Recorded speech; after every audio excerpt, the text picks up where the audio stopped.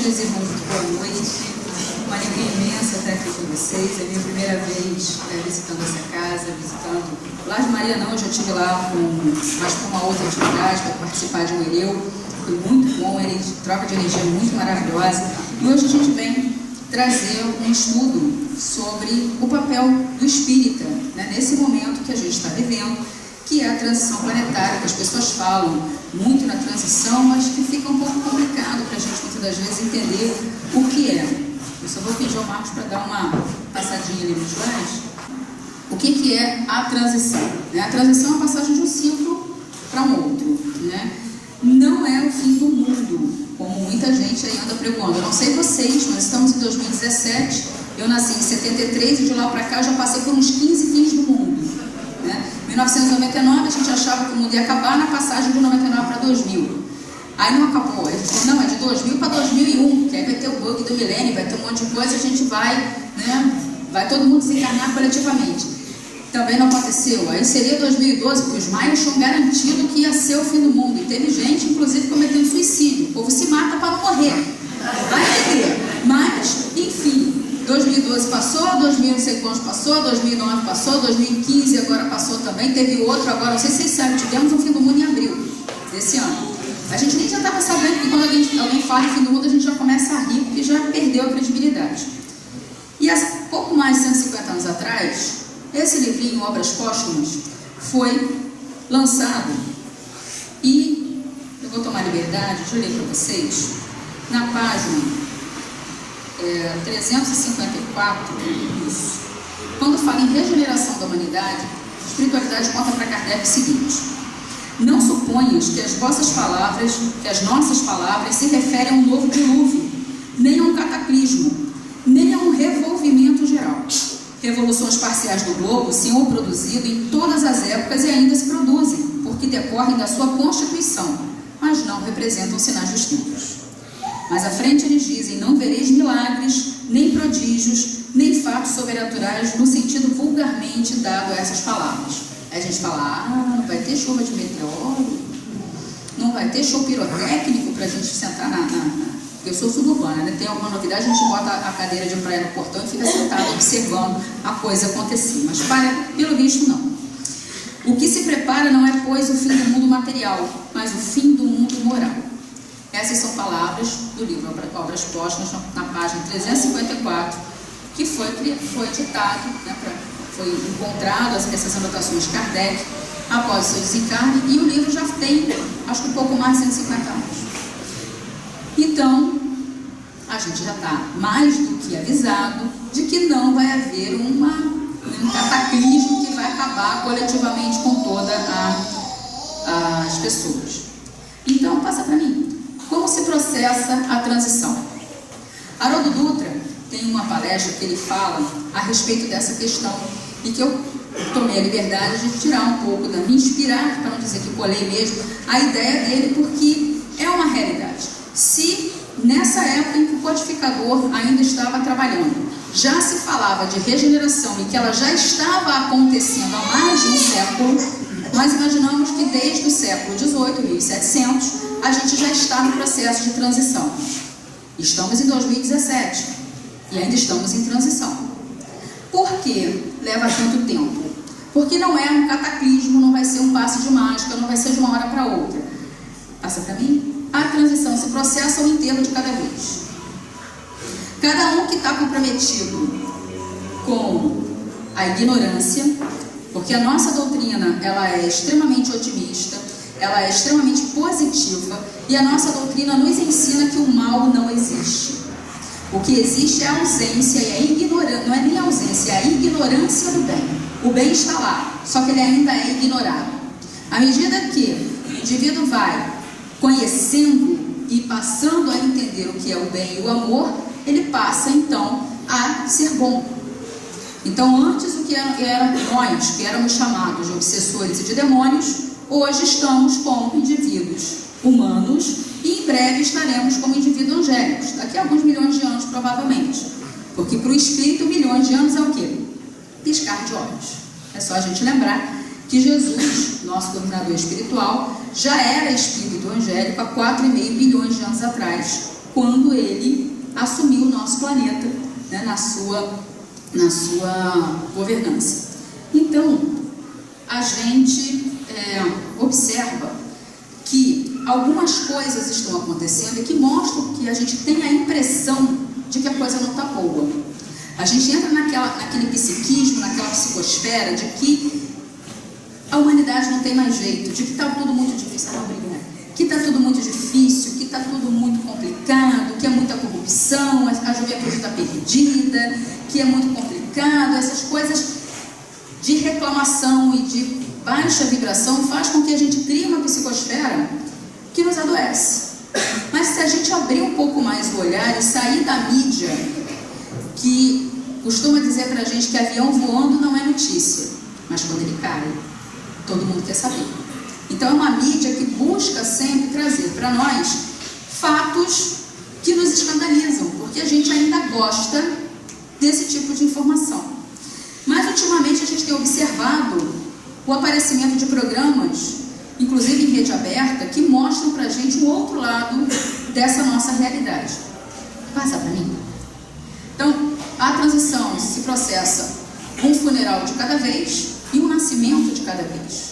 Cada vez mais nós estamos tendo espíritos mais evoluídos que estão encarnando para mostrar para a gente, para trazer para a sociedade de uma forma geral, questionamentos que vão fazendo com que o todo, o coletivo, aos poucos, porque a gente tem que dar tempo para a humanidade associar esses valores novos, para que a gente possa então construí-los, né, como um coletivo.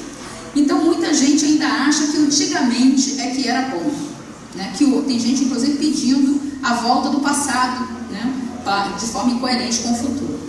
Então, como eu sou, além de evangelizadora e palestrante, eu sou facilitadora de comércio. Falei isso hoje cedo, que eu gosto muito da questão da interação, para não ficar aquela coisa, eu falo, vocês escutam e a gente não consegue interagir. Vou pedir a opinião de vocês. Infelizmente não vai dar para fazer o que a gente fez hoje de tarde, que foram 2 dinâmicas, mas vai dar para a gente pedir a opinião de vocês. Passa para mim. Que avanços na humanidade você consegue lembrar de séculos passados, de tempos passados, que hoje a gente já melhorou? Quem lembra?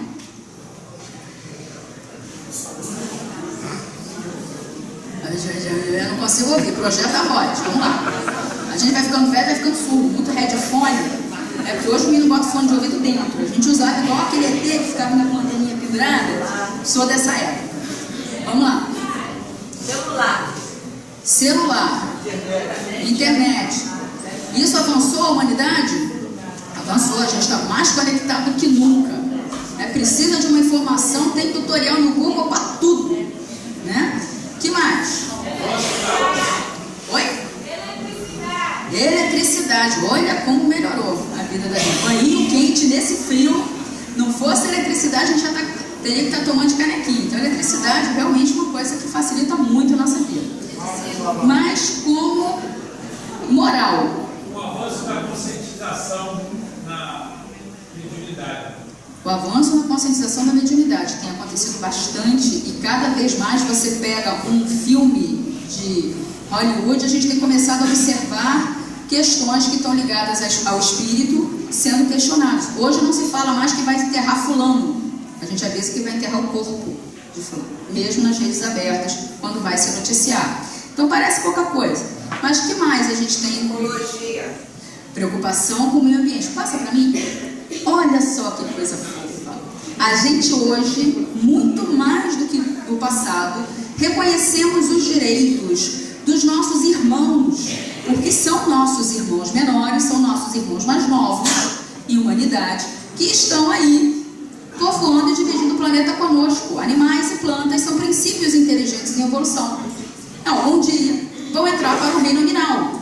Nós já fizemos parte desse reino. Nós já tivemos nessa caminhada. E hoje, como irmãos mais velhos, a gente pode ajudá-los, né, a também evoluir. Por isso a importância da gente respeitar os direitos animais. Por isso a importância da gente retirar das nossas práticas a crueldade contra o animal. Hoje já não é mais aceitável socialmente uma empresa que use de sofrimento, por exemplo, nos testes de cosméticos ou de remédios. Porque hoje nós já temos tecnologia para poder substituir a grande maioria dos testes podem ser substituídos por técnicas de cromatografia, seja cromatografia líquida, espectrofotometria, enfim, temos técnicas para poder não precisar usar o bichinho. Por que a gente continua usando? E algumas empresas insistem em usar de técnicas cruéis para manter os testes em animais, que é mais barato. Mas hoje já não é mais eticamente aceito. Então, quando a empresa opta por não mais usar os animais, não explorar o animal, a primeira coisa que ela faz é buscar um selo que mostra para os seus consumidores que aquele produto não veio de sofrimento alheio. Passa para mim? A gente já não aceita mais violência. Há muito pouco tempo atrás era consenso na nossa sociedade que briga de marido e mulher ninguém mete a colher. Embora hoje ainda tenha gente que pensa assim, a maioria de nós já conhece a Lei Maria da Penha. E se ouvir a família gritando do lado do seu vizinho, você talvez não vá lá diretamente, mas você já sabe que pode ligar a polícia e pedir que venham dar um socorro naquele momento. A gente teve a experiência de um vizinho da rua de trás que batia muito nos filhos. Então as crianças gritavam muito quando estavam apanhando. E aí, obviamente, tentei procurar a família, conversei com os pais e houve um desacerto, porque a família acreditava que realmente se educa na base da pancada. Eu posso dizer a vocês que não se educa na base da pancada porque eu nunca levei um tapa da minha mãe. Ela fazia diferente. Ela dava punições restritivas. Sabe, tipo ir para a cadeia? A gente ia para uma espécie de cadeia e ali você não podia comer, só o que ela dava, não podia escolher, não tinha sobremesa. Não podia ir para casa do amiguinho, não podia assistir televisão. Isso em 1970, gente. A única coisa que a gente tinha era televisão, né? E não podia. E ela também tinha aquela coisa de cercear uma série de questões de liberdade e o tempo inteiro explicando para a gente por que não. Resultado, casei, tive 2 filhas e faço a mesma coisa com elas. E hoje eu sei o quanto minha mãe deve ter tido vontade de jogar a gente pela janela, porque dá vontade. Porque filho é bênção, né? Eu falei hoje de tarde, filhos são aqueles anjos que sobem para a terra. E aí você precisa de muita paciência para poder lidar com eles, carinho, calma e firmeza. Porque se a gente só dá carinho, calma e amor, a gente vira permissivo. E aí a coisa fica complicada, porque filhos são os talentos que Deus nos dá. Os parentes são os talentos que Deus nos dá para a gente multiplicar. E vocês lembram da parábola? Quando o Senhor voltar, vai perguntar para a gente: que fizeste dos talentos que te dei? Corremos o risco de ouvir servo infiel. Não cuidaste daquilo que eu te deixei como confiança. E aí a gente ouve isso e pensa: Jesus, é Jesus mesmo, que é Ele que vai cobrar da gente. E nossa consciência junto, porque a gente precisa fazer o que é necessário. Passa para mim? A gente hoje vê fraternidade como nunca antes se viu. Muitas pessoas, principalmente com as questões, não só com as questões dos refugiados, mas com essas também, vendo pessoas abrirem suas casas, abrir mão de preconceitos, abrir mão, muitas das vezes, até de seu conforto para poder ajudar. A gente vê no Brasil qualquer notícia que a gente tem de um acidente natural ou de um acidente físico, como foi o caso da Boate Kiss, como a população se mobiliza, como a população busca ajudar, não só materialmente, mas muita gente se desloca para levar carinho, para levar atenção, para levar acolhimento, e a fraternidade tem sido buscada cada vez mais pelos jovens. Temos observado muitos grupos de jovens atuando em creches, em hospitais, em comunidades menos favorecidas e por aí vai. Passa para mim. Como vocês falaram, internet. Muita gente produz conteúdo para ajudar os outros numa dificuldade que não cobra nada. Ou seja, como eu falei, se abre o YouTube, tem tutorial para tudo. Preciso aprender a polir o farol do meu carro, tem tutorial para o YouTube. Preciso aprender a fazer o arroz com feijão, tem tutorial no YouTube. Quero fazer, sei lá, a trança embutida, tem tutorial no YouTube. Isso foi o que eu já procurei e já achei. Então, aplicativo no Google Play tem para tudo, né? Agora minha filha até estava me ensinando, tem um de GPS, né? Porque eu meio que me perdi hoje, vim para o Vicente de Paulo, me confundi, vim para o Vicente de Paulo para dar a palestra da tarde, que era no Lar de Maria. Aí quando a Ana me ligou: não, Cláudia, no Lar de Maria não sei chegar, não conheço nada aqui.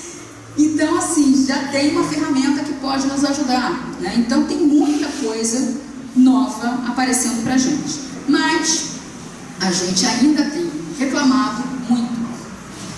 O vício da reclamação, o vício da gente achar que as coisas não estão tão legais, pode trazer para a gente essa situação de que realmente não está valendo a pena. E isso traz para nós uma responsabilidade muito grande, porque nós, enquanto espíritas, nós admitimos a presença de Deus. Passa para mim. Assim, nunca antes na história desse país houve tanta prisão de corruptos. Aí você vai falar para mim, mas se for preso, depois bota a tornozeleira, fica em casa, faz não sei o que, afinal das contas não vai dar nada. Mas o cara foi preso. Quando em 1980, quando Carolina, não foi Carolina Dickmann, foi a outra Carolina, Carolina Ferraz, grita na novela, eu sou rica, lembra disso? Virou meme no Facebook. Sou rica, não vou ser presa. Era consenso. Quem era rico não era preso. Hoje, pelo menos, passa pela vergonha de ser fichado. E mais, vai passar pela questão de ser processado. Pode até não dar em nada aqui, mas nós, enquanto sociedade, já nos afligimos e começamos a nos perguntar até que ponto eu também sou corrupto. Com essa questão toda da Lava Jato, a gente tem começado a questionar até que ponto eu, se estivesse lá, não faria a mesma coisa. E a gente começa a rever as questões do nosso comportamento. E aqui, na Obras Póstumas, mais adiante, nesse mesmo texto sobre regeneração, eles falam o seguinte: e como se não operasse com bastante rapidez a destruição, os suicídios se multiplicarão em proporções inaudíveis, até entre crianças. Não sei se vocês sabem, mas a Organização Mundial de Saúde, a gente foi alertado inclusive pelo André Trigueiro, lançou a informação de que a cada 40 segundos uma pessoa se mata no globo. Ainda há pouco alguém estava me falando de uma epidemia, de vários suicídios que tiveram aqui no campus da UERJ. 3 suicídios de jovens. A gente tem visto lá em Cabo Frio uma ONG, fez um levantamento não oficial, mas que deu conta de, em 2016, 385 tentativas de suicídio. Em um ano dá mais de uma por dia. Tentativas de suicídio entre jovens de 14 a 25 anos. Ou seja, no máximo da sua vitalidade, naquele momento em que parece que o mundo nos sorri, adolescentes e jovens adultos estão cometendo suicídio, abrindo mão da vida por algum motivo que a gente ainda não sabe direito o que é. Bom, passa para mim. Mas temos observado também nessa mesma faixa etária uma busca muito grande pela aceitação das minorias. A sociedade tem buscado entender mais a respeito da diversidade humana, a respeito das nossas diferenças, a respeito daquilo que pode nos unir enquanto humanos e aquilo que nos enriquece por sermos diferentes. Passa, por favor. Bom, estamos numa crise de valores, porque estamos em transição. Mas a crise não significa a ausência dos valores. Nessa mensagem do Emmanuel, que pedes a vida amigo, ele fala para a gente que a crise ela vem quando os valores não são mais adequados para guiar a sociedade. E há necessidade de uma reconfiguração de valores. Para isso, a gente precisa começar a pensar nas nossas escolhas. Então, quando a gente acorda de manhã até a hora que você vai dormir, inclusive na hora que você vai dormir, você faz escolhas. Você pode, ao deitar, escolher fazer uma meditação e pedir a seus mentores que te ajudem ao desdobrar, que a gente possa estudar ou ir para alguma área do plano espiritual onde a gente possa aprender ou ser útil ou trabalhar de alguma forma no bem. Ou você pode, antes de dormir, ficar pensando em coisas não produtivas, inclusive em pornografia, e dormir sendo levado de forma inconsciente para determinadas regiões. Divaldo Franco tem uma palestra que ele fala só sobre isso, da importância do que a gente pensa antes de desdobrar no sono. E a gente, muitas das vezes, vigilantes, acaba escolhendo o deixa a vida me levar. Então, nesse texto, Emmanuel fala dos valores e das nossas escolhas. E ele sempre pergunta o que a gente está pedindo da vida. Porque toda a loucura que a gente vivencia, toda a angústia, toda a dissintonia que a gente tem, provém daquele coração que está muito mais apegado à posse das coisas transitórias, posse de coisas, né? Em vez de se entregar a posse dos bens espirituais, se foca nas questões materiais. Então, o que temos pedido à vida? Né? Nossa vida que a gente reclama, onde colheremos as coisas que a gente plantou. No futuro, às vezes nessa mesma encarnação, que é fruto das nossas escolhas. Então, passa para mim. Admitimos a existência de Deus. Deus é justo? Então você tem exatamente aquilo que você necessita? Tudo que você recebeu até hoje foi merecido? Todas as dificuldades, todos os problemas no serviço, aquela família problemática que você tem, aquele parceiro que não te compreende, aquela parceira que você achava que era a fada dos seus sonhos, ela se revelou a bruxa de 71. É o que você merece? Pensa bem. Passa pra mim. Vamos lá, olha lá nossas caras de felicidade quando a gente pensa que a justiça realmente se abate sobre nós. Bom, meus amigos, gostaria de dizer-vos que Deus é justo, sim, e mais do que justo, Ele é infinitamente justo, infinitamente bom, infinitamente tudo nas suas atribuições. Deus é onipresente, então Ele está em todos os lugares. Deus é onisciente, Ele está ciente e consciência de tudo que acontece. E Ele é onipresente, onisciente e onipotente, pode tudo. Então, uma outra pergunta que a gente precisa se fazer: o mal existe? Eu já dei a cola, ainda bom. Não, o mal não existe. Então, quando ocorre, por exemplo, um estupro, Deus está ausente naquele momento? Não, Deus está lá. Nós é que não estamos sintonizados. A espiritualidade muitas das vezes fica esperando que aquele estupro termine para poder fazer o tratamento daquela vítima que não é inocente. Nós sabemos que não há vítimas inocentes no nosso planeta, porque nós temos uma carga emocional, uma carga de sentimentos, uma carga de culpas e de reajustes com a lei que precisam ser resolvidas, e que o espírito, antes de encarnar, pede para passar por determinadas provas. Então, quando ocorre uma situação tão horrível quanto essa, a gente tem que entender que há um resgate ali a ser feito, e que muitas das vezes a espiritualidade usa desse resgate para poder também ajudar um outro, um terceiro, que é um espírito que precisa reencarnar. Então, em alguns casos, o estupro pode dar origem a uma gravidez.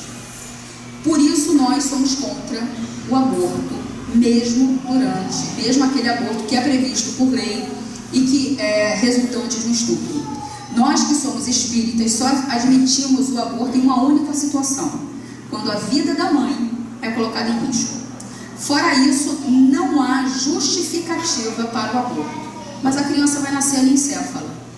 Bom, esse espírito que está reencarnando precisa desse corpo para poder reestruturar a área cerebral que ele pode ter destruído no suicídio, que pode ter se atrofiado porque usou a inteligência de forma equivocada para engendrar todas essas artimanhas que a gente tem visto aí, que a gente condena pela corrupção. Enfim, sempre existe um porquê, né? Então, por isso, nós espíritas somos contra o aborto, somos contra a pena de morte, principalmente a pena de morte, que faz com que o criminoso, às vezes, ao se ver livre do corpo, ganhe ainda mais espaço para poder agir, né? Então, enquanto ele está encarcerado no corpo, é quando a gente tem condições de ajudá-lo a se reeducar, esse tipo de coisa. Por isso que vaso ruim não quebra mesmo. Deus mantém o máximo possível preso no corpo aquele espírito, que se ele solta, a possibilidade dele aumentar o seu raio de ação do mal é muito maior. Nós somos contra a eutanásia, porque a gente sabe que aquele espírito pode estar precisando passar por toda aquela experiência desagradável para poder fazer as reflexões que são necessárias para a evolução do espírito imortal. Então, Deus é justo, né, e dá a gente aquilo que a gente precisa para que a gente possa aprender. Não significa que se você está numa família difícil, num emprego difícil, passando uma situação desagradável, que aquilo é para você se conformar. Não, é para a gente poder usar a inteligência, usar os potenciais de amor para que a gente possa reverberar isso para uma coisa melhor, né? Então, Porque quando aceitamos bem aquelas situações que são desagradáveis, a gente começa a fazer as reflexões corretas para pautar as nossas vidas naqueles valores que a gente ainda não tem. Então, por exemplo, uma pessoa que é muito ciumenta, né? Essa pessoa vai precisar de ajuda para poder tirar de si aquela ideia de posse, seja da atenção, seja do amigo, seja do parceiro, seja das coisas. A gente precisa treinar o desapego. E muitas das vezes o indivíduo vai se ver numa situação que ele vai precisar provar, né, a situação de conseguir passar por isso sem sofrer tanto. Passa para mim? Então a gente faz todos os dias escolhas que podem nos deixar mais felizes, embora todo mundo em volta de você esteja chateado.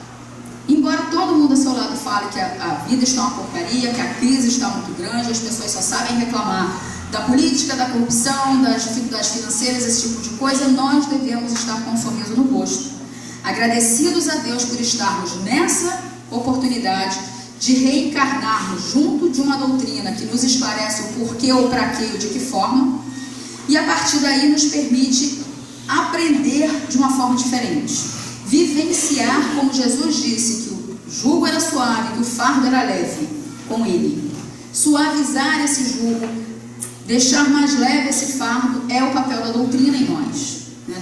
Explicando o porquê, trazendo para a gente a resignação. Passa para mim. No livro Homem Integral, Joana de Ângeles traz para a gente uma realidade que muitos de nós ainda não conseguiu introjetar.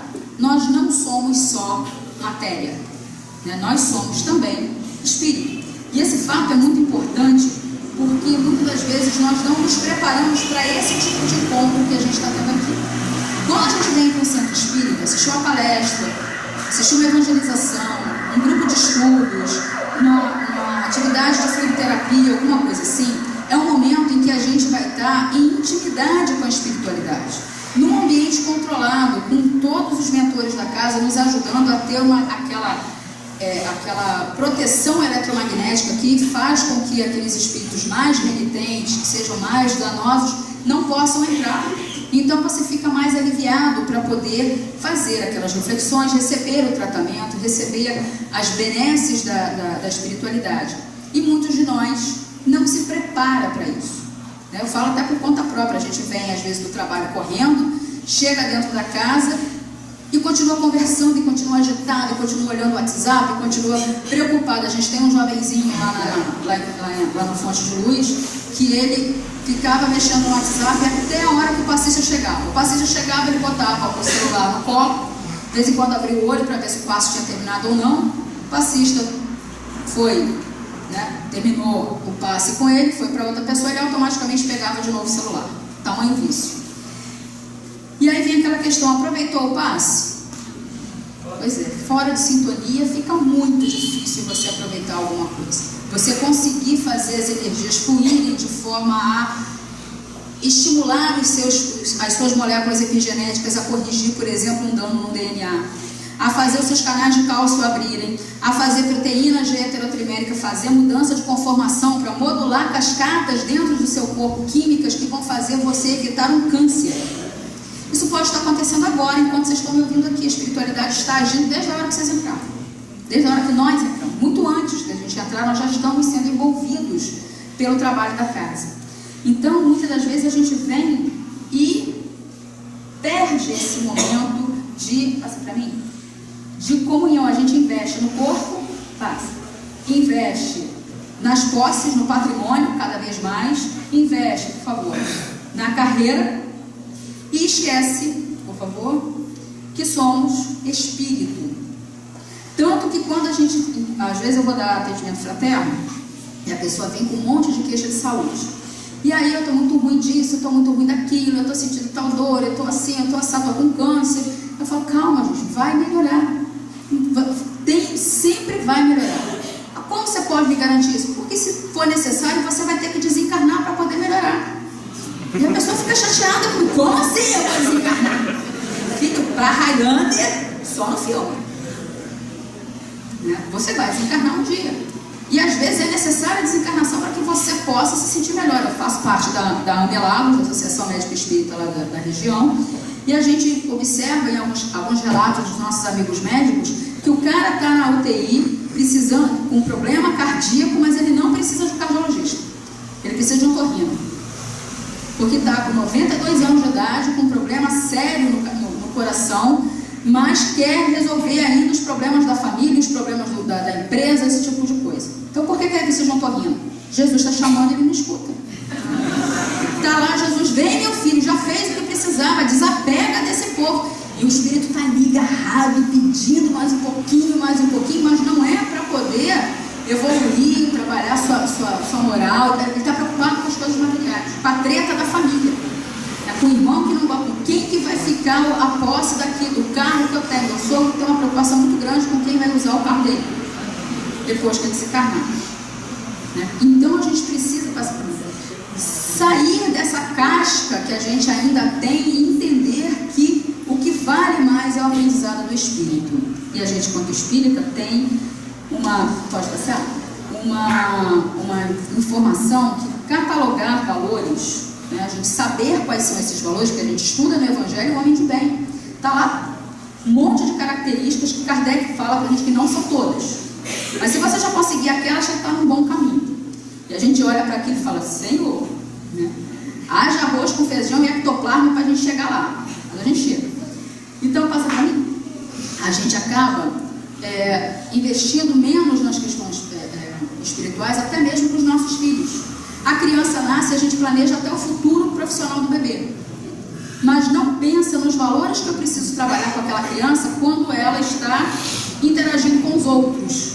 E aí bate no coleguinha, e aí não quer dividir as coisas, e aí maltrata os animais. E a gente acha que aquilo é bonitinho, que faz parte, é uma fase que não investe em educação daquele espírito.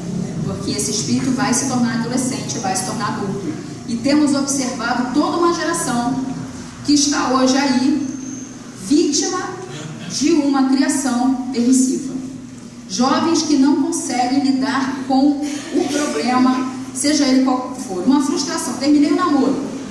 Década de 80 a gente fazia o quê?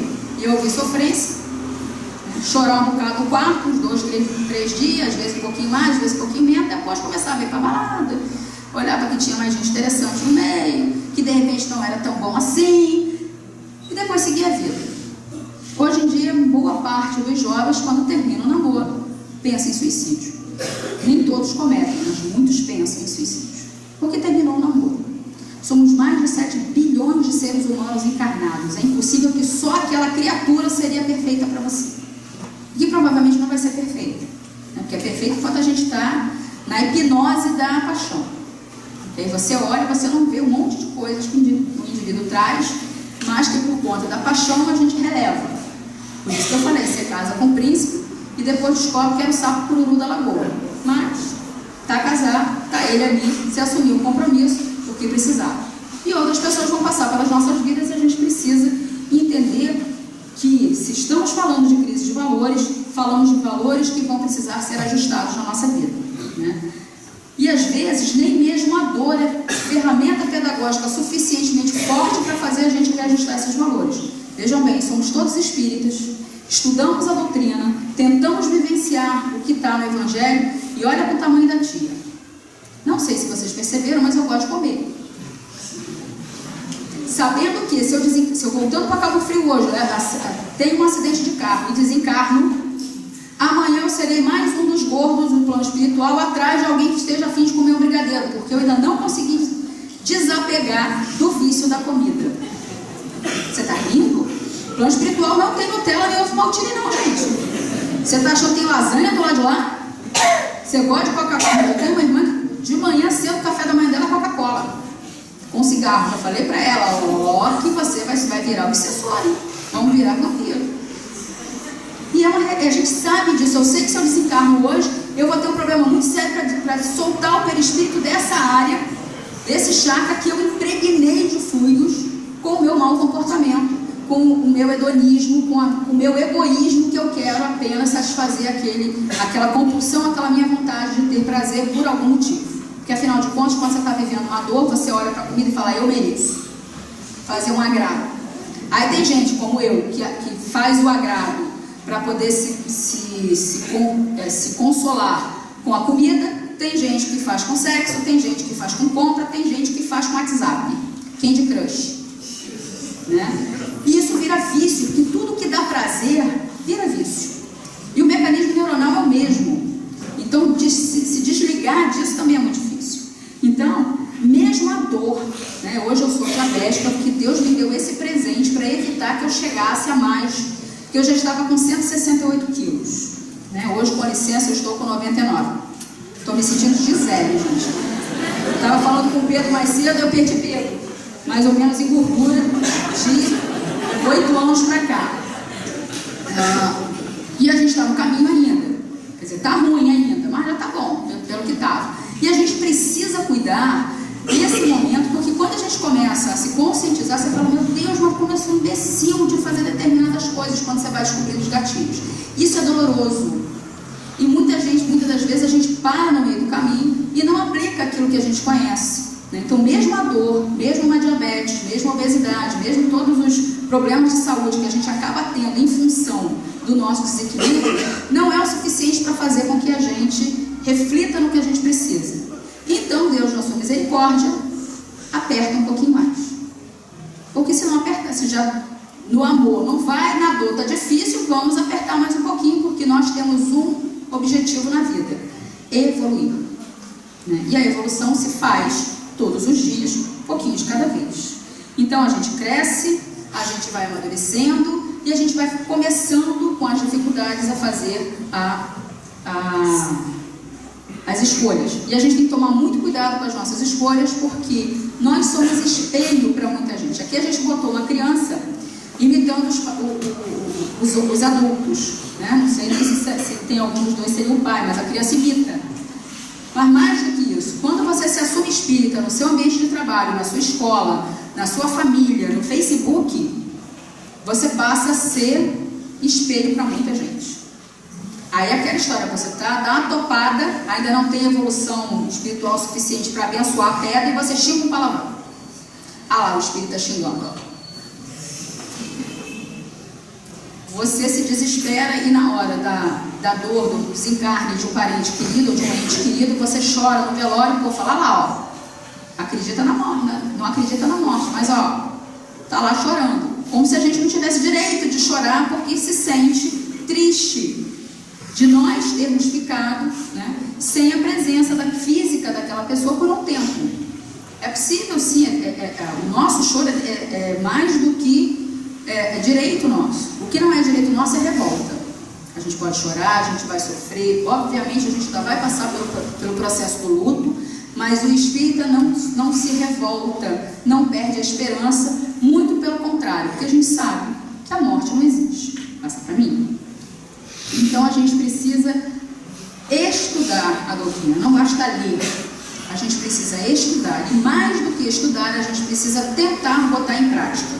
Por que tentar botar em prática? Porque botar em prática isso aí só para quem é iluminado, né? A gente está no caminho, então a gente vai um pouquinho hoje, outro pouquinho amanhã, outro pouquinho depois, e a gente vai então conhecer esses novos valores que a gente vai poder usar na nossa vida, de respeito. A doutrina espírita não prega tolerância com as outras religiões, prega respeito.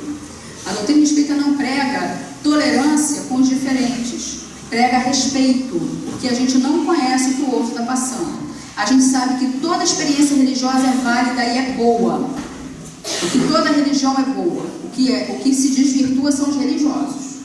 Os líderes religiosos que muitas das vezes usam a religião, os ensinamentos de forma equivocada. Daí você tem uma cultura lindíssima que é a questão da Torá, do Corão, do Evangelho sendo deturpada por tantos e tantos líderes religiosos que usam, né, dos bons ensinamentos e acabam usando para o mal. Enfim, passa para mim. Uma coisa que a gente tem que saber é que nada que fira a lei de Deus vai permanecer de pé. Então, estamos presenciando isso cada vez que a gente liga a TV. Quando você liga a TV e está lá todas aquelas notícias horrorosas, não se impressione, porque isso não é um avanço do mal. Isso é desespero. O que acontece quando você está num jogo, só tem 3 sets, os 2 primeiros, o bem já ganhou, e nesse terceiro, o bem está ganhando de 25-2. O adversário fica como? Pânico. Você acha que esse pessoal que sabe que não vai conseguir ficar no planeta quando a sese vibracional do planeta acontecer, e já está acontecendo aos poucos, a gente já não aceita uma série de coisas. O que acontece? A gente tem esse pessoal tentando trazer ao máximo a desesperança. Nosso papel enquanto espíritas é mostrar que não é bem assim. Que da mesma forma que eu tenho um programa que só mostra um Datena da vida, eu tenho um Como Será. Eu tenho um programa como está acontecendo agora com o programa da Angélica, que só está mostrando coisas boas acontecendo. Nós temos um casal no Brasil que percorre o país há mais de 5 anos buscando bons exemplos. Mas eles não estão visíveis na mídia, mas no YouTube eles estão.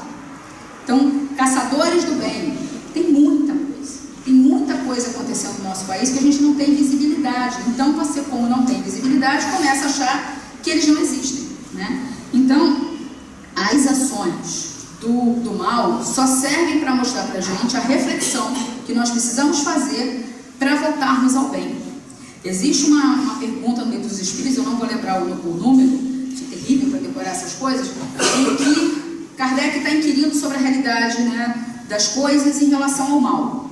E a espiritualidade fala para ele assim: há momentos em que vocês julgam que o mal, né, que algo é mal, mas na verdade é um grande bem. Porque há momentos em que a humanidade se despreocupa de tal ponto que o mal precisa chegar a um extremo para que a humanidade sinta falta do bem e das boas ações. Então é o que a gente está vendo hoje. Uma escalada de violência que faz com que ninguém até novembro do ano passado falava em reforma de sistema penitenciário. Até que ocorreram aquelas atrocidades, né, nos presídios. E aí começou-se um movimento para humanizar, mas para ver que não tem condição de você restituir a dignidade à pessoa se numa cela cabem 10 e tem 52. Né? E aí a gente começa a ver uma série de coisas que foram necessárias chegar àquele extremo para que a gente pudesse realmente amolecer o coração e começar a perceber que precisa sim ver uma série de coisas que a gente está deixando passar. Então, essas alterações todas aumentam a velocidade da regeneração. Vocês podem observar que nunca a gente teve tanto conhecimento bom sendo compartilhado de graça. A internet foi dada à humanidade pelo seu inventor. Ele ganhou o Nobel por isso, né? Ele poderia estar ganhando royalties, a gente ser obrigado a pagar muito mais do que a gente já paga de internet. Mas ele deu a tecnologia para a humanidade. Graças a isso, a gente hoje tem impressoras em 3D que o pessoal está compartilhando projetos, por exemplo, de prótese de mão. Que quem tiver acesso a uma impressora 3D em alguma instituição pode levar o material, leva o software e imprime a sua mão, a sua prótese, com um preço mais de 10 vezes menos. Não estou falando 10%, estou falando de 10 vezes menos daquilo. Por exemplo, uma prótese custa $3.000, você imprime em torno de 30, 300 dólares, dependendo do material, dependendo da sofisticação dela. A gente tem hoje espíritos que descobriram, né, espíritos encarnados, cientistas que descobriram uma molécula que está sendo muito promissora na cura do câncer de pulmão, que é um dos mais agressivos. Sabe onde? Na saliva do carrapato. Eu nem sabia que o carrapato babava. Pois é. E sabe o que é melhor dessa pesquisa? Não precisa matar o bicho. Você só mantém ele alimentado, que aí ele produz hidratado, que ele libera bastante saliva, coleta a saliva e produz a substância que, em cultura, quando colocada com células cancerígenas que costumam atuar, né, o câncer costuma atingir o tecido pulmonar em ratos, 98% de regressão total. Isso significa cura em 98% dos animais que foram testados. E eu não gostava de carrapato. Para você ver. Tudo tem utilidade. A gente agora, de onde é que surgiu essa ideia, gente, de pesquisar uma molécula na saliva do carrapato? Isso é porque já veio de lá. A criatura já encarnou preparada para poder olhar para os carrapatinhos e falar: tem alguma coisa aí. Coisa que a gente nem pensa. Então, esses espíritos estão encarnando, estão trazendo curas. A gente tem hoje um monte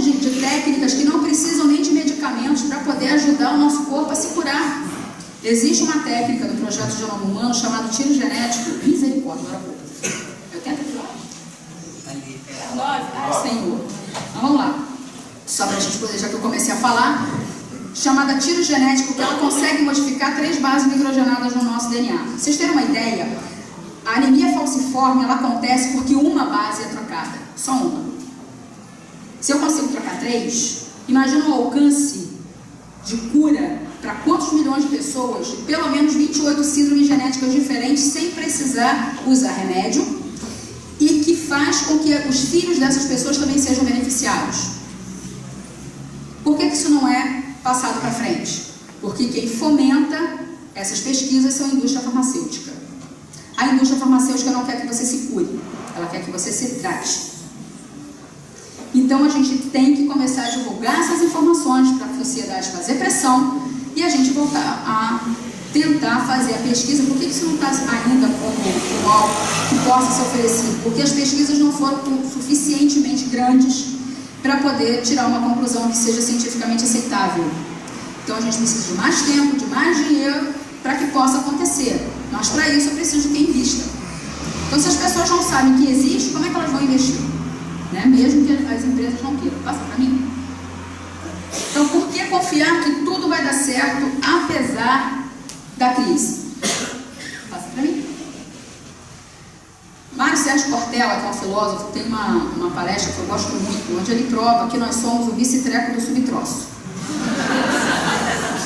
Ele fala isso porque as pessoas que são arrogantes começam, você sabe com quem você está falando? Meu filho da poeira cósmica. Tá? Nós moramos num planetinha que nem é o maior do sistema, é um planetinha, que roda em torno de uma estrelinha de quinta grandeza, ou sexta grandeza, que é o Sol, passa para mim. Onde nós estamos, que é uma das estrelas das 200 bilhões de bilhões, não falando em mi não, falando em bi, 9 dígitos, que existem na galáxia, e olha lá nós, tá vendo aquele pontinho vermelho? Somos o suburbano da galáxia, da Via Láctea, tá? A gente nem é central, a gente é suburbano da Via Láctea. Dentro dessa galáxia, a gente está num conglomerado de galáxias que foi ampliado ali para a gente ver aquele pontinho vermelho, a Via Láctea inteira. Foi ampliado 100 vezes. Num conglomerado de mais de 200 mil galáxias, onde eu tenho aproximadamente 100 bilhões de sóis e 200 bilhões de galáxias. Passa para mim. No universo, que eu só consigo ver 4% do que existe, que é onde alcança a nossa tecnologia. 96% do que existe no nosso universo a gente não consegue saber o que é. E a gente já sabe que existem outros universos. A teoria das cordas universais, que deu acesso ao multiverso, não é um, nem dois, nem três, são multiversos, ela é mais do que aceita hoje, porque a gente já sabe que existem coisas que se movem acima da velocidade da luz, que são os táquions. Então a ciência prova pra gente que naquele multiverso ali, se eu ampliasse 1 bilhão e 200 milhões de vezes, eu ainda não conseguiria ver a nossa galáxia. Então, quando a gente fala de transição planetária, Jesus, há 4,5 bilhões de anos atrás, já era espírito angélico. Vocês acham que Jesus não tem experiência para lidar com a transição? Quem está no comando desta bagaça? Pois é um espírito que não só ele, mas também os seus assessores, quando você pega o currículo vitae, abre lá o lápis desse pessoal, 4.853 transições planetárias, estão cansados de ver isso. Você acha que Jesus está preocupado? A gente está aqui arrancando os cabelos, não, está crescendo. Jesus fala, calma filho, fica assim não. É igual criança quando tira 8 na escola, está acostumada a tirar 10, tira 8 em crise, chega em casa desesperado, você fala, fica assim não filho, é assim mesmo. É a mesma coisa. Vocês acham que não há experiência espiritual de quem está na governança do planeta? Nem vou falar em Deus, vou falar só em quem está responsável pelo planeta, que faz parte, nós fazemos parte de uma comunidade, que é o nosso condomínio, é o sistema solar. Cada planeta tem um espírito que governa o seu planeta, E essas potentades divinas, como Jesus, se reúne para discutir, aqui está bom, aqui não está bom, o que a gente pode ajudar, como é que a gente pode. Jesus foi à capela pedir que quando os capelinos lá, que não estavam em condições de continuar no planeta, pudessem vir para cá para ajudar a gente que estava recém saído da Idade do Bronze a criar coisas melhores, lá na Antiguidade. Os espíritos que estão aqui hoje, que não vão conseguir continuar no planeta porque não querem se regenerar, não querem tentar o bem, isso é importante. O mal não é excluído. Os indivíduos que ainda têm ignorância do bem, eles não serão excluídos do planeta. Quem vai precisar sair do planeta é aquele que, embora ignore, não quer aprender. Porque quem ignora, mas aceita tentar melhorar, vai continuar. Então a gente continua com fofoca, a gente continua com reclamação, a gente continua com algumas coisas. Mas o grande mal vai ser afastado.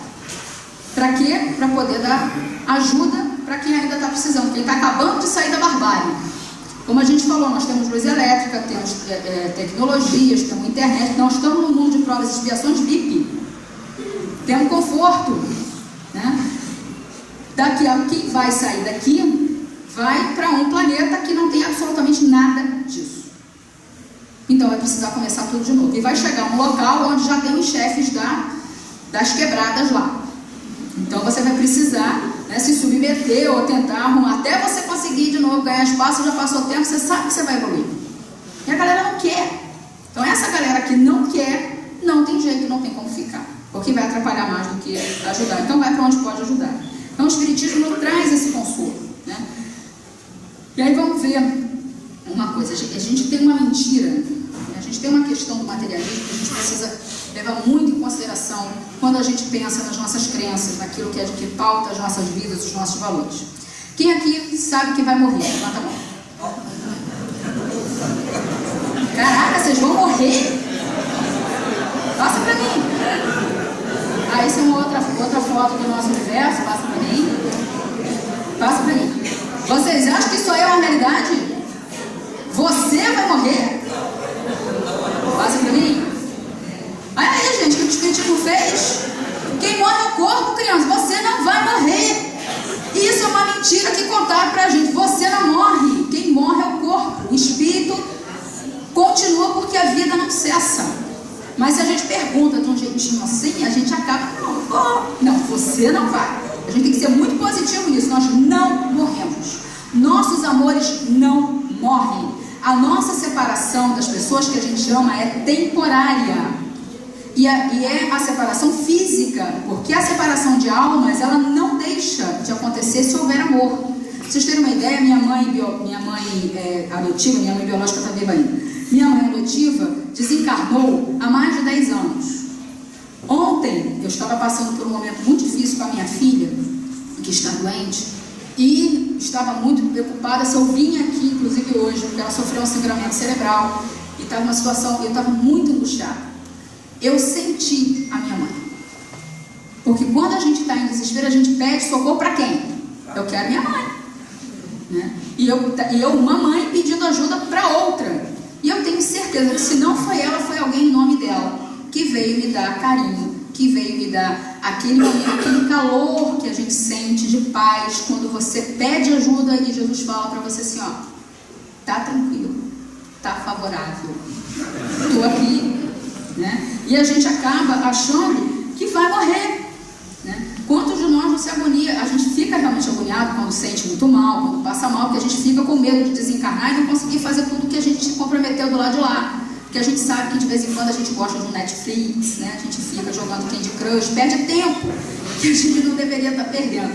Mas enfim, passa para mim, que a gente está muito em cima. A segunda mentira do materialismo, pode passar, é que você merece ser feliz, mas que você vai construir sua felicidade sozinho. Todos nós merecemos, nós vamos ser felizes. Que a única ordem que a gente recebe de Deus ao ser criado, Deus olha pra gente e fala assim, vai meu filho, vai ser feliz. Mônada espiritual, vai ser feliz. E aí o que a gente faz? Passa a vida catando a felicidade. Só que a gente confunde felicidade com contentamento, felicidade com paixão, felicidade com hedonismo, felicidade com prazer físico. Então, a gente até aprender que felicidade é uma coisa que vai muito além, a gente demora um pouquinho. Então, essa coisa de que a gente constrói a felicidade sozinho não é uma verdade, tá? Porque para ser feliz eu preciso preciso compartilhar.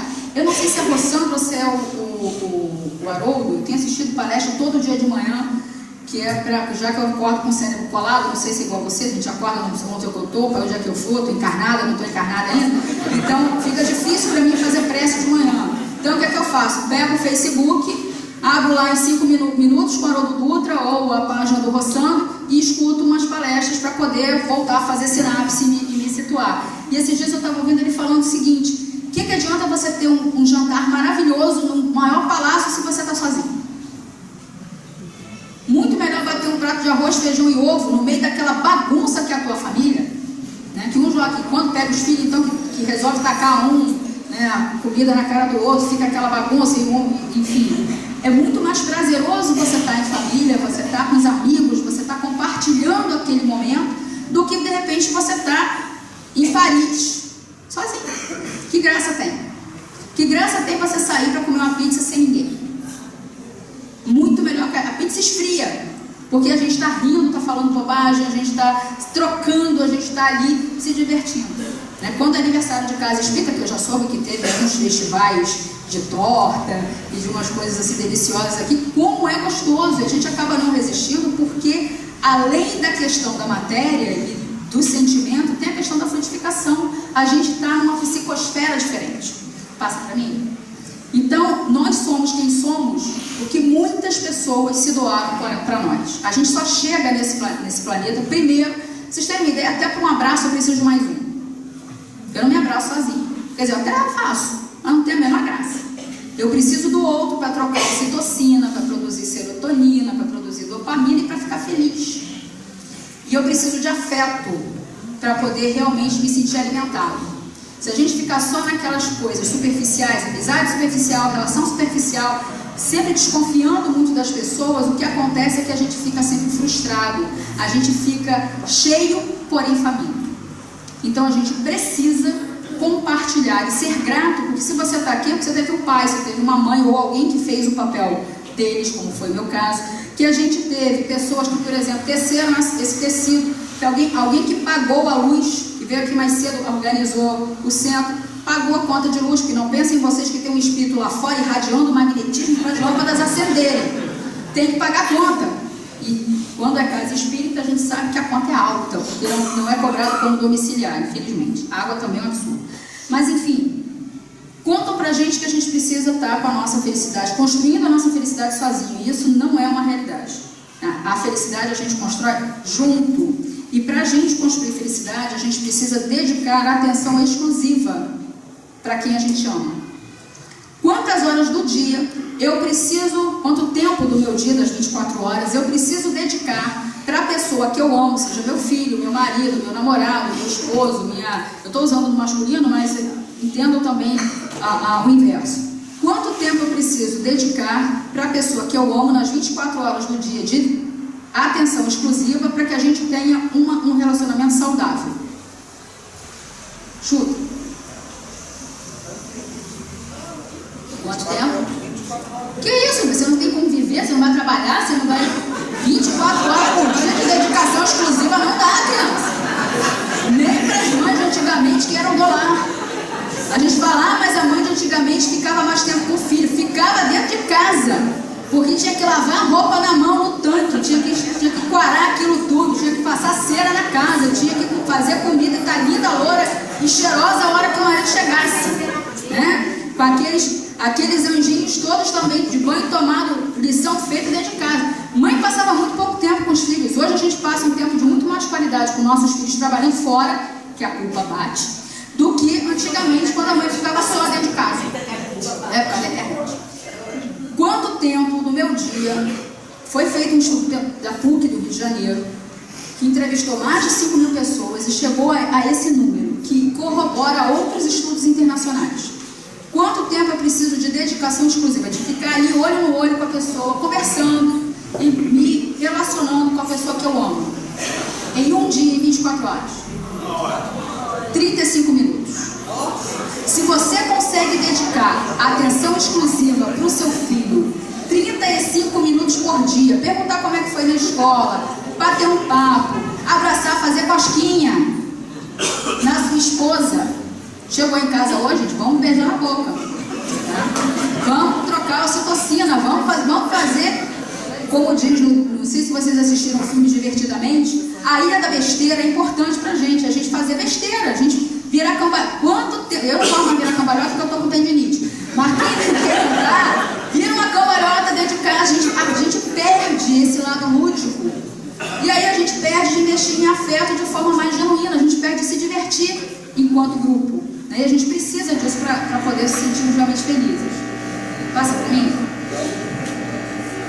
Então o efeito colateral do materialismo é a crise. E quando a gente investe só em coisa, até hoje mais cedo eu mostrei uma charge da Mafalda, que ela fala assim: se os objetos são para ser usados, as pessoas são para ser amadas, por que a gente ama os objetos e está usando as pessoas? Né? A gente inverteu. E ao inverter, a gente não consegue produzir dopamina, que é um neurotransmissor extremamente importante para a nossa felicidade. A gente produz serotonina, pra caramba. Mas o problema da serotonina é que ela é rápida. Muito rapidamente ela sai da sinapse. E aí você, é aquela história, comprei um negócio. Uau, comprei uma coisa que eu queria muito, a serotonina vai lá em cima, você fica todo feliz. No dia seguinte perdeu a novidade, você já não está tão feliz assim, já começa a pensar em outra coisa. Sonho de consumo. Qual é o sonho de consumo para quem está a pé? Um Fusca. Qual é o sonho de consumo para quem tem um Fusca? Um Palio. Qual é o sonho de consumo para quem tem um Palio? Uma Fiat Toro. Eu estou nessa fase. Né? Qual é o sonho de consumo para quem tem a Fiat Toro? Sei lá, um carro importado, cara, é uma BMW. Então, cada vez que você consegue um sonho de consumo, você vem com outro. Porque não nos satisfaz. Porque falta algo que nos preencha enquanto ser humano. Por isso as casas espíritas hoje recebem os maiores sofredores, que tem tudo do bom e do melhor do ponto de vista material, carreira bem construída, dinheiro sobrando na conta, carreiras acadêmicas extremamente bem sucedidas, mas que sofrem por depressão, por obsessões as mais diversas, por amargura e principalmente por tédio. Aí tu bota o cara milionário, lá no Fonte a gente tem um caso assim, uma moça que tem, ela vive hoje numa ilha, ela tem uma ilha particular, lá na região dos lagos, e ela vive num condomínio de altíssimo luxo. É aquela pessoa quando precisa ir para o Rio de Janeiro vai de helicóptero. Só para vocês terem uma ideia aqui do nível financeiro, mas que ama dar faxina no centro, porque ali ela se sente útil. Ela tem uma faxineira em casa, mas ela gosta de ir pro centro, porque no centro ela vai dar faxina, não vai estar sozinha, tá com a galera. E aí já viu um monte de mulher junto. Normalmente tem 1 ou 2 homens coitadinhos que ficam ali. Né? Mulher quando se junta e começa a conversar, meu filho, sai de baixo. A gente começa a ter, ela tem ali integração, as pessoas olham para ela de igual para igual. Por que a gente ama estar dentro da comércio? Todo mundo de chinelo. Você não sabe de onde a pessoa veio, qual é a classe social, muitas vezes você não conhece nem a vida daquela pessoa, mas quando a gente está na Comerge, eu, por exemplo, chego a receber mais de 30 abraços por dia na Comerge. Ainda estou achando pouco. É porque eu sou gordo e o outro, quando abraça, a gente envolve, o pessoal fica meio desconfortável. Mas, enfim, a gente precisa se abraçar mais, a gente precisa, mas não é aquele abraço, como eu falei hoje mais cedo, de falciane, que você abraça e quando sai, já sai dando dispersivo, para tirar a energia da pessoa desse lugar. Né? É aquele abraço que envolve coração com coração, e você olhar no olho da pessoa mesmo, dizer, olha que bom que você está aqui. Eu recebi muitos abraços desses hoje, estou muito feliz, me sentindo muito acolhida, porque as pessoas olharam para mim quando vieram me abraçar. Né? Então isso traz para a gente uma troca. Eu estou aqui com a filha em casa, que não está muito bem, mas eu não estou tão angustiada quanto eu pensei que fosse estar, porque eu estou me sentindo amparada pelos amigos das casas, tanto do Lar de Maria quanto aqui, que me receberam de uma forma muito generosa, e aí envolvem a gente, fortificam a nossa fé. Né? Então, a nova era virá, passa para mim, por favor, virá através dessa nossa compartilhamento. Passa para mim, que a gente está um pouquinho muito atrasado. Então a nova era começa em nós, passa para mim. Paulo manda uma carta aos romanos e ele diz exatamente isso: alegrai-vos na esperança, sejam pacientes na tribulação, estamos passando por isso, e perseverai na oração. Orar é o nosso momento de estar junto com a espiritualidade. Não precisa fazer aquela prece de André Luiz, né, gente, que pega 3 páginas a cada livro, uma prece, né, que é feita lá pelos mentores espirituais. É bater papo com Jesus, é bater papo com a espiritualidade, é estar íntimo, né? Para contar, Jesus, hoje eu vi minha vizinha com um carro novo, mas que raiva que eu fiquei porque ela conseguiu o carro e eu estou aí trabalhando que nem uma condenada e não consigo comprar. Tira esse sentimento de mim, Senhor. Porque é importante a gente reconhecer que está com inveja, que está com raiva, porque se a gente não reconhece, a gente não trata, né? Tira isso de mim, me ajuda, né, a sair dessa sensação. Olha, Jesus, hoje eu consegui ser amparada, que bom, né? Por favor, espalhe esse sentimento na minha vida, que a gente possa espalhar isso para os nossos vizinhos, para os nossos amigos, para o planeta, não é só para o país, não, para o planeta. A gente pode orar em prol do planeta. Passa para mim? Então, Chico Xavier conta qual é o nosso papel como espírita, né? O espírita não é melhor que ninguém, mas nós temos obrigação de ser melhor do que somos. Melhor amanhã do que somos hoje, melhor hoje do que fomos ontem. E assim a gente vai se melhorando, vai ficando cada vez mais positivo, brincando realmente de se sentir melhor, apesar de todas as tribulações, com a certeza, passa para mim, de que somos incluídos na família universal, de que Deus sabe muito bem o que está fazendo, passa, e de que aquele moço que está lá tem mais do que gabarito para fazer essa transição mole. Ah, mas o mal pode atrapalhar os planos do Senhor. Desde quando? Desde quando a gente pode dizer que o mal triunfou no nosso planeta? Em 4,5 bilhões de anos, quando na história da humanidade o mal foi pleno dentro do nosso planeta? Sempre houve muito mais gente do bem do que do mal. Sempre. Os povos oram, a sociedade humana, né, a espécie humana ora desde antes de sair das cavernas. Nas cavernas nós temos pinturas rupestres e antes disso, né, quando ainda éramos nômades, há indícios de lugares de oração.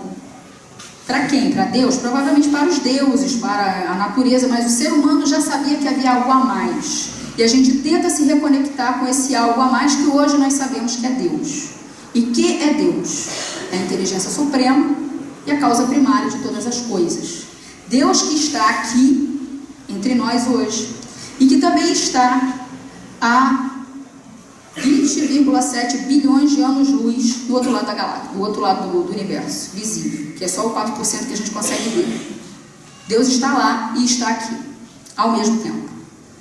Deus está em nós. Eu tenho uma palestra chamada Bioquímica de Deus, que a gente pode trabalhar para um outro dia a gente vir conversar sobre ela, que mostra como em cada átomo do nosso corpo há a presença do divino em nós.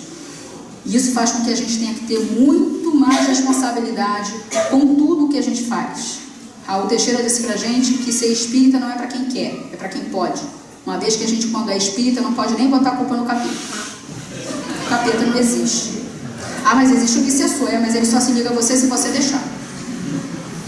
Então, se você sofre de uma obsessão, você precisa rever seus hábitos. Pode tomar 20 mil litros de água fluidificada, assistir 800 milhões de palestras e tomar passe até não poder mais.